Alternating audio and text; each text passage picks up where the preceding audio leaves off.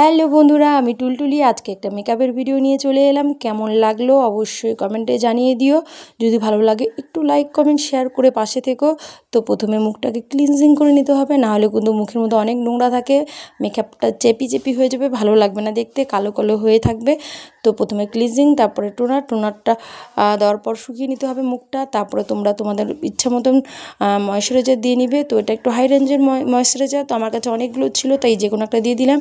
তারপরে সিরাম দিয়ে দিবে। সিরাম দেওয়ার পরে কিন্তু মুখটা একটু তেলতেলা ভাব হবে, তো একটু ওয়েট করতে হবে। সব কিছু দেওয়ার পরে হাওয়া দিয়ে বা ফ্যান দিয়ে বা হাতের পাখা দিয়ে একটু মুখটাকে শুকিয়ে নিতে হবে। তারপরে প্রাইমার দিয়ে দিব। তো পরপর তোমরা স্টেপগুলো দেখো আমি কি দিচ্ছি।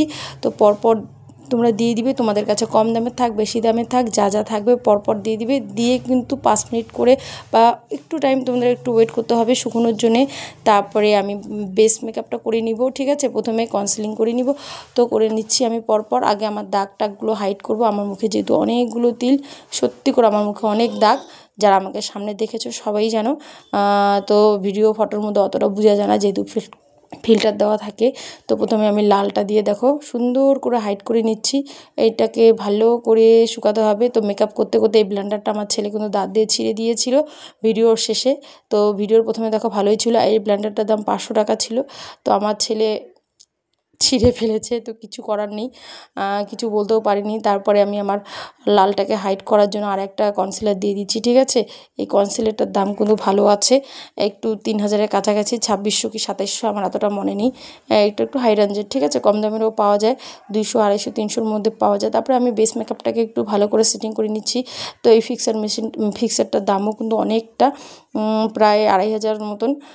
তারপরে আমি পিএসসি ফাউন্ডেশন দিয়ে মুখটাকে আরেকটু, আমার ডার্ক কালার যেহেতু, আমার স্কিনটা যেহেতু যেই কালারের সেই শেডের আমি দিয়ে দিব। তো অল্প করে দিব, দেখো নিয়ে নিচ্ছি, বেশি দিব না, নাহলে পুরো সাদা হয়ে যাবে, ভূতের মতন লাগবে। দেখো অল্প দিচ্ছি তবু সাদা লাগবে, ঠিক আছে।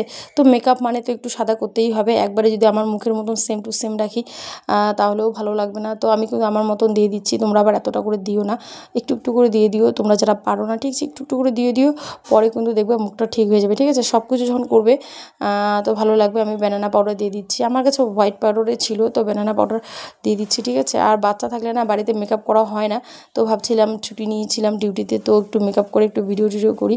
কিন্তু আমার ছেলে আর মেয়ে যে আমার জিনিস নিয়ে টানাটানি করে, যখনই বের করি তখনই কিছু না কিছু নষ্ট করে দেয়।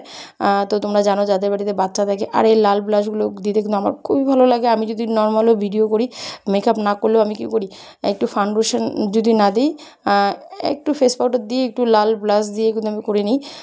আমার অনেক ভিডিওতে আমি লাল ব্লাশগুলো বেশি বেশি করে লাগাই, আমার খুব ভালো লাগে। তারপরে আমি ভ্রুটাকে সুন্দর করে নিলাম, যেহেতু আমার ভ্রুটা অতটা সুন্দর না, যেহেতু আমার ভ্রুটা একটু কম কম লোমগুলো টানা বেঁকা, তো ভ্রুটাকে সুন্দর করে নিলাম।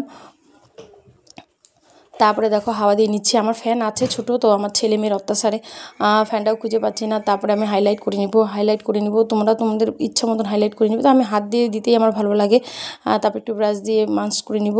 তো চুলটা ভিজা ছিল, শুকিয়ে নিলাম। ফাইনালি আমার মেকআপটা হয়ে গেলো, একটু শাড়িটার উপরে ভিডিও করব, তো তোমাদের সঙ্গে একটু শেয়ার করে নিলাম। অনেকগুলো ভিডিও করেছিলাম, তো তোমাদের সঙ্গে পরপর শেয়ার করব। থ্যাংক ইউ সো মাচ আমার এই ভিডিওটা দেখার জন্য। ভালো লাগলে অবশ্যই দেখো।